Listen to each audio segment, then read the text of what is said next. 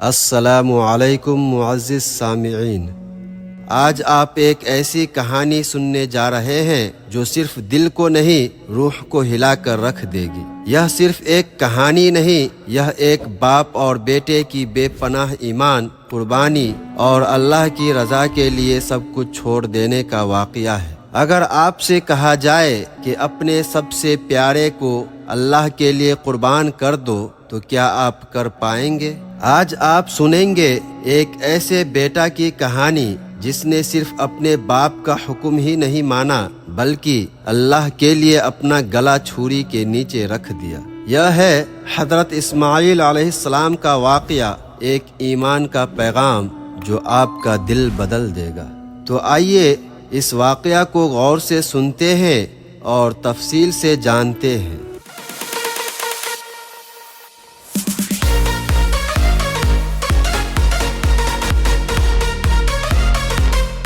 بسم اللہ الرحمن الرحیم۔ حضرت اسماعیل علیہ السلام کا اخلاق بہت اچھا تھا، وعدے کے سچے تھے۔ آپ علیہ السلام اپنے گھر والوں کو نماز اور زکوٰۃ کا حکم دیتے تھے۔ زکوٰۃ دینے کا مقصد غریبوں کی بھلائی تھی۔ آپ غریب اور محتاجوں کا خاص خیال رکھتے تھے۔ آپ علیہ السلام اللہ کے احکامات پر عمل کرتے تھے۔ ہمارے پیارے نبی صلی اللہ علیہ وسلم بھی حضرت اسماعیل علیہ السلام کے گھرانے سے تھے۔ قرآن کریم میں حضرت اسماعیل علیہ السلام کے بارے میں ہے کہ اس کتاب میں اسماعیل کا ذکر کرو، وہ وعدے کا سچا تھا اور رسول نبی تھا۔ وہ اپنے گھر والوں کو نماز اور زکوٰۃ کا حکم دیتا تھا اور اپنے رب کے نزدیک ایک پسندیدہ شخص تھا۔ سورہ مریم میں حضرت اسماعیل علیہ السلام کے بارے میں جو کچھ معلومات ہوئی ہیں اس کے مطابق آپ جبرون کے مقام پر، جسے الخلیل فلسطین کہتے ہیں، 2074 قبل مسیح پیدا ہوئے۔ جب اسماعیل علیہ السلام بچہ تھے، رب کائنات نے حضرت ابراہیم خلیل اللہ سے فرمایا، اے خلیل، ہم کعبہ کی تعمیر کرنا چاہتے ہیں۔ اس مقدس کام کے لیے آپ کو مامور کیا جاتا ہے۔ ہم اس مقام کی نشاندہی کریں گے، آپ اسے پاک صاف کر کے آباد کریں۔ یہ جگہ طواف اور سجدوں کی ہوگی۔ ابھی آپ اپنے بیٹے اور بیوی کو اس سنسان جگہ چھوڑ آئے تھے۔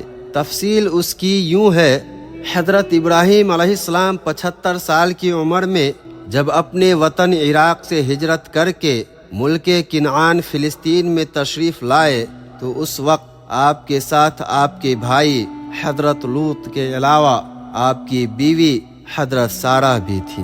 حضرت سارہ کے کوئی اولاد نہیں تھی، اسی لیے یہ گھرانہ اولاد کی نعمت سے محروم تھا۔ آپ اس محرومی پر بہت مایوس ہوئے۔ آپ علیہ السلام نے اپنے رب سے التجا کی، اے پروردگار، مجھے ایک بیٹا عطا کر جو صالحوں میں سے ہوں۔ آپ علیہ السلام نے دین حق پھیلانے، نیکی کا درس دینے، بدی سے روکنے کے لیے اپنا گھر بار چھوڑا۔ شام فلسطین اور مصر کے دور دراز علاقوں کا دورہ کیا کرتے اور لوگوں کو دین کی باتیں بتاتے تھے۔ جب آپ علیہ السلام مصر پہنچے، اس وقت مصر پر جس خاندان کی حکومت تھی اس سے حضرت ابراہیم علیہ السلام کی رشتہ داری تھی۔ حضرت ابراہیم علیہ السلام کے واقعہ میں شاہ مصر اور حضرت ابراہیم کا ذکر کیا گیا ہے کہ کس طرح شاہ مصر نے آپ علیہ السلام کے ساتھ سلوک کیا۔ جب حضرت ابراہیم علیہ السلام مصر پہنچے تو وہاں کے بادشاہ نے آپ علیہ السلام کا نہایت عزت و احترام سے استقبال کیا۔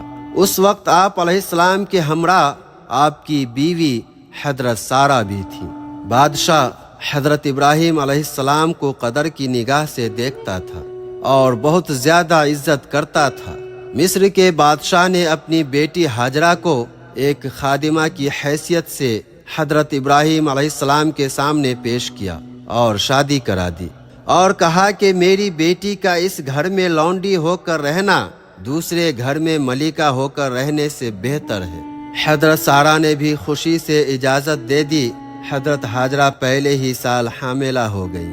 ایک مذہبی کتاب میں اس واقعہ کا اس طرح ذکر کیا گیا، خداوند کے فرشتے نے اس سے کہا کہ میں تیری اولاد کو بہت بڑھاؤں گا، یہاں تک کہ کثرت کے سبب اس کا شمار نہ ہو سکے گا۔ اور خداوند کے فرشتے نے اس سے کہا کہ تو حاملہ ہے اور تیرے بیٹا ہوگا، اس کا نام اسماعیل رکھنا، اس لیے کہ خداوند نے تیرا دکھ سن لیا ہے۔ قرآن کریم میں اس کا ذکر اس طرح ہے، ہم نے اس کو یعنی حضرت ابراہیم کو ایک حلیم لڑکے کی بشارت دی۔ حضرت سارہ کے کوئی اولاد نہیں تھی، اس لیے سارہ کے دل میں دکھ پیدا ہوا، وہ مایوس ہو چکی تھی، انہیں بہت زیادہ صدمہ پہنچا جس سے ان کا دماغ چرچرا ہو گیا۔ حضرت ہاجرہ سے انبن ہو گئی، دونوں کے درمیان لڑائی جھگڑا بھی شروع ہو گیا۔ حضرت ابراہیم علیہ السلام حضرت ہاجرہ کو سنسان جگہ پر چھوڑ کر چلے گئے۔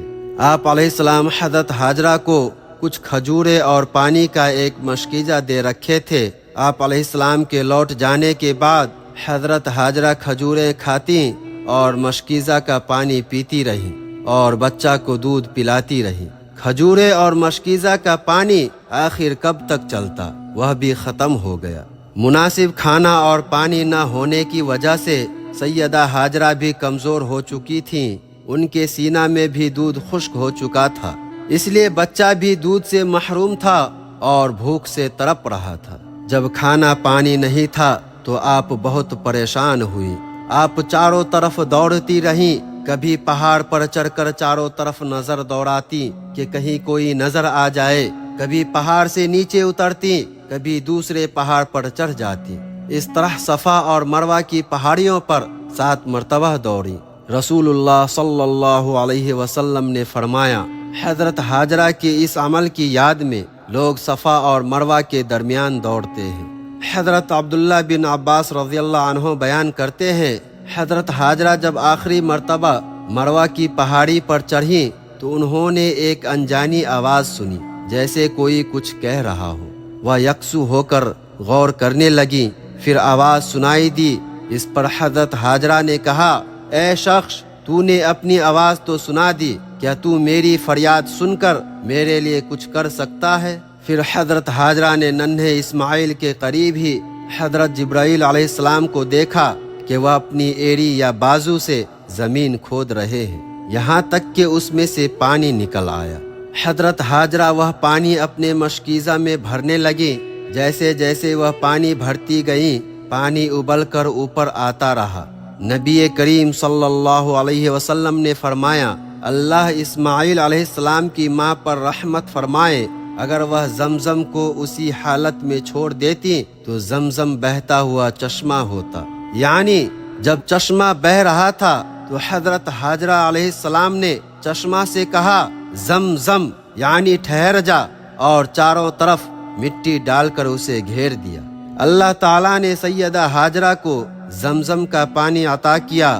اس پانی میں ایسی تاثیر تھی کہ یہ صرف پیاس ہی نہیں بجھاتا تھا بلکہ جسم میں قوت بھی پیدا کرتا تھا۔ حضرت ابن عباس رضی اللہ عنہ کی روایت ہے کہ ایک روز ان کے سامنے ایک فرشتہ نے حاضر ہو کر کہا، یہاں اللہ کا گھر ہے جسے یہ بچہ اور اس کا باپ دونوں تعمیر کریں گے، اور اللہ اس گھر سے لوگوں کو ضائع نہیں کرے گا۔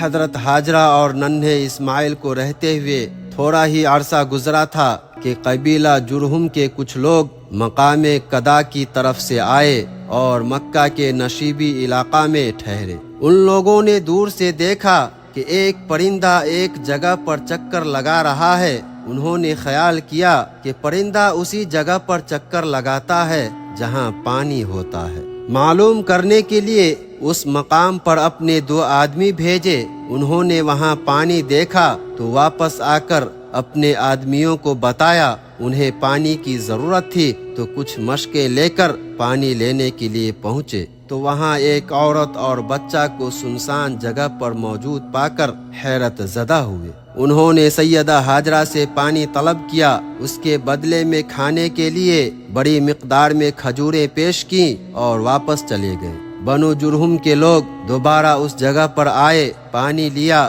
بدلے میں کھجوروں کے علاوہ کچھ اور سامان دیا، واپس لوٹ گئے۔ عرب کے دوسرے قبیلے بھی وہاں آتے، پانی لیتے، واپس لوٹ جاتے۔ چونکہ عرب کے لوگ خانہ بدوشوں کی زندگی گزارتے تھے، اس لیے وہاں آمد و رفت رہتی تھی۔ ایک مرتبہ پھر بنو جرہم کے لوگ آئے، حضرت ہاجرہ سے رہنے سہنے کے لیے اجازت طلب کی۔ بنو جرہم کے لوگ سیدہ ہاجرہ کی طبیعت و عادت سے اچھی طرح واقف ہو چکے تھے۔ انہوں نے آپ علیہ السلام کو رحم دل اور ملنسار پایا۔ قبیلہ جرہم کے لوگوں کو آپ کی عادتیں پسند آ گئیں، اسی لیے رہنے کی خواہش ظاہر کی۔ پانی کی شکل میں آب زمزم بھی موجود تھا۔ سیدہ ہاجرہ نے ان سے کہا کہ یہ پانی کا چشمہ میرا ہے، تم اس کے مالک نہیں ہو سکتے۔ جرہم کے لوگوں نے شرط منظور کر لی۔ رسول اللہ صلی اللہ علیہ وسلم نے فرمایا، اس جرہمی گروہ نے اسماعیل علیہ السلام کی ماں کو ملنسار پایا، وہ خود بھی چاہتی تھیں کہ کچھ انسان یہاں آباد ہوں، چنانچہ وہ لوگ وہاں ٹھہر گئے اور خاندان کے دوسرے لوگوں کو بھی وہاں بلا لیا، یہاں تک کہ کئی گھرانے وہاں آباد ہو گئے۔ حضرت اسماعیل علیہ السلام انہی لوگوں میں پلے اور بڑے ہوئے اور انہی سے عربی زبان سیکھی، حالانکہ حضرت ابراہیم علیہ السلام کی زبان عبرانی تھی، عربی نہیں۔ حضرت ابراہیم علیہ السلام نے سیدہ ہاجرہ اور ننھے اسماعیل کو اس سنسان وادی میں چھوڑا تو وہ بے یار و مددگار تھے، انہیں ہر طرح کے مصائب اور خطرات کا سامنا کرنا پڑا، کوئی دلاسا دینے والا بھی نہیں تھا۔ تو اس وقت حضرت ہاجرہ کو بشارت ہوئی، نہ خوف کرو، نہ غم کھاؤ، اللہ تعالیٰ نہ تمہیں ضائع کرے گا اور نہ تمہارے بچے کو۔ یہ بیت اللہ کا مقام ہے جس کی تعمیر اس بچہ اور اس کے باپ حضرت ابراہیم علیہ السلام کے لیے مقدر ہو چکی ہے۔ اللہ کے خلیل نے اللہ کا گھر بنانے کی خاطر بے مثال ایثار کیا۔ آپ کے گھرانے کے دو افراد نے طرح طرح کے مصائب جھیلے۔ آپ علیہ السلام نے اپنے بیٹے اور اس کی ماں کو مقدس گھر کے قریب لا بسایا تاکہ دعوت اور اللہ کا دین پھیلانے کا مشن و مقصد کامیاب ہو۔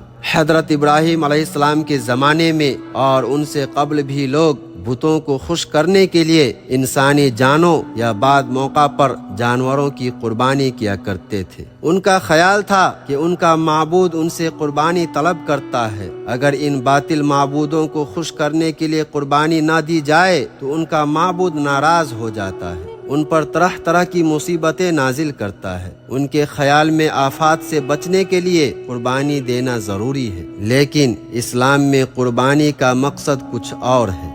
حضرت ابراہیم علیہ السلام اللہ کے نبی تھے۔ انہوں نے ایک رات خواب میں دیکھا کہ وہ اپنے اکلوتے بیٹے اسماعیل، جو ان کے بڑھاپے کا سہارا بننے والا ہے، اپنے ہاتھ سے ذبح کر رہے ہیں۔ اللہ اکبر۔ قرآن مجید میں اس کا اس طرح ذکر کیا گیا ہے۔ پھر جب وہ لڑکا یعنی اسماعیل علیہ السلام دوڑ دھوپ کرنے کی عمر کو پہنچ گیا تو ایک روز ابراہیم علیہ السلام نے کہا، بیٹا میں خواب میں دیکھتا ہوں کہ میں تجھے ذبح کر رہا ہوں، اب تو بتا تیرا کیا خیال ہے؟ اس نے کہا، ابا جان، جو کچھ آپ کو حکم دیا جا رہا ہے اسے کر ڈالیے، آپ انشاءاللہ مجھے صبر کرنے والوں میں پائیں گے۔ آخر جب ان دونوں نے سر تسلیم خم کر دیا اور ابراہیم علیہ السلام نے بیٹے کو ماتھے کے بل گرا دیا تو اللہ نے اس کو روک دی۔ اللہ تعالیٰ نے فرمایا، اے ابراہیم، تو نے خواب سچ کر دکھایا، ہم نیکی کرنے والوں کو ایسی ہی جزا دیتے ہیں۔ یقیناً یہ ایک کھلی آزمائش تھی اور ہم نے ایک بڑی قربانی فدیہ میں دے کر اس بچے کو چھڑا لیا اور اس کی تعریف ہمیشہ کے لیے بعد کی نسلوں میں چھوڑ دی۔ ہم نیکی کرنے والوں کو ایسی ہی جزا دیتے ہیں، یقیناً وہ ہمارے مومن بندوں میں سے تھے۔ خواب کا مطلب واضح ہے، انہوں نے دیکھا کہ وہ بیٹے کو ذبح کر رہے ہیں لیکن ذبح نہیں کیا۔ لڑکے سے پوچھنے کا مطلب یہ تھا کہ واقعی وہ لڑکا صالح اور نیک تھا یا نہیں۔ جب لڑکے نے کہا کہ اگر اللہ کا حکم ایسا ہی ہے تو کر ڈالیے، لڑکے کا جواب یہ ظاہر کر رہا ہے کہ وہ باپ کا فرما بردار اور خدا کا حکم ماننے والا ہے۔ اس کا مطلب یہ ہے کہ حضرت ابراہیم علیہ السلام کی دعا پوری ہو گئی۔ قربانی کا یہ واقعہ مینا کے مقام پر پیش آیا۔ اس وقت سے اسی تاریخ یعنی 10 ذی الحجہ کو اسی مقام مینا پر اس واقعہ کی یاد مناتے ہیں اور جانوروں کی قربانیاں دیتے ہیں۔ ایک روز حضرت ابراہیم علیہ السلام فلسطین سے مکہ آئے اور اپنے بیٹے اسماعیل علیہ السلام سے کہا کہ اللہ کا حکم ہے کہ میں اس کے گھر کی تعمیر کروں، اس کے لیے مجھے تمہاری مدد کی ضرورت ہے۔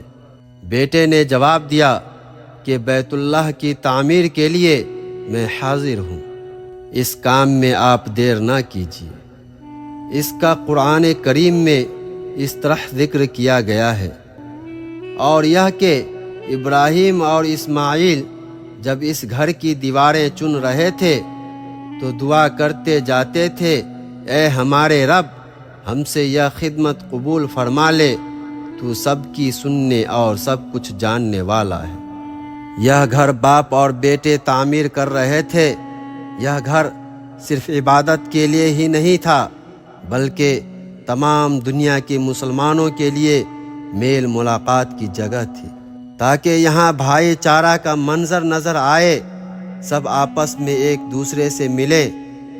وہاں جانے والے خواہ کسی نسل کے ہوں، کسی رنگ کے ہوں، کوئی بھی زبان بولنے والے ہوں، یہاں سب ایک ہو جاتے ہیں اور اپنے آپ کو مسلمان کہلاتے ہیں۔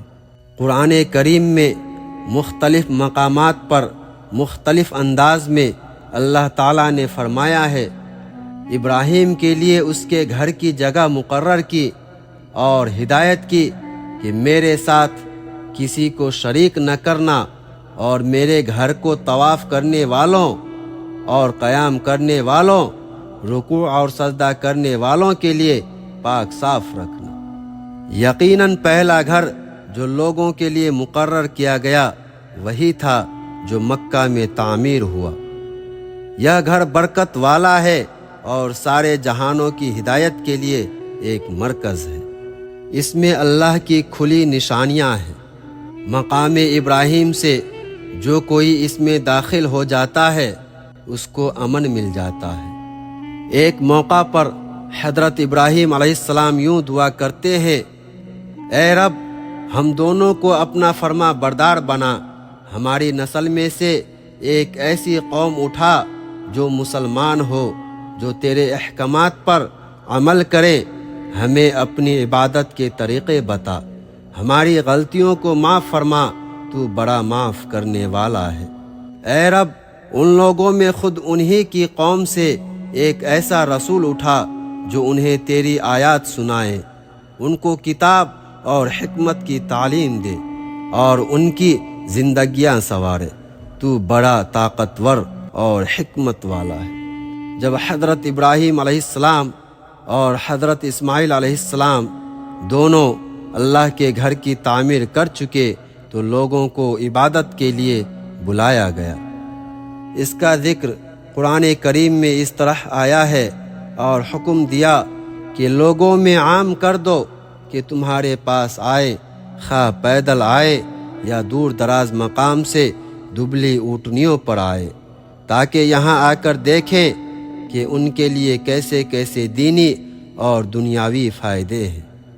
آخر میں اللہ تعالیٰ سے دعا ہے کہ اے اللہ، جیسے حضرت ابراہیم علیہ السلام نے اپنے فرزند کو تیری رضا کے لیے قربان کر دیا، اور جیسے حضرت اسماعیل علیہ السلام نے بنا جھجک اپنا آپ تیرے حوالے کر دیا، ویسے ہی ہمیں بھی وہ یقین، وہ صبر اور وہ قربانی کا جذبہ عطا فرما۔ ہمیں اپنی رضا میں راضی رہنے والا بنا دے اور ہمارے دلوں کو ایمان سے روشن کر دے۔ ہمیں آزمائشوں میں ثابت قدم رکھ اور تیری محبت کو ہر چیز پر ترجیح دینے کی توفیق عطا فرما۔ آمین یا رب العالمین۔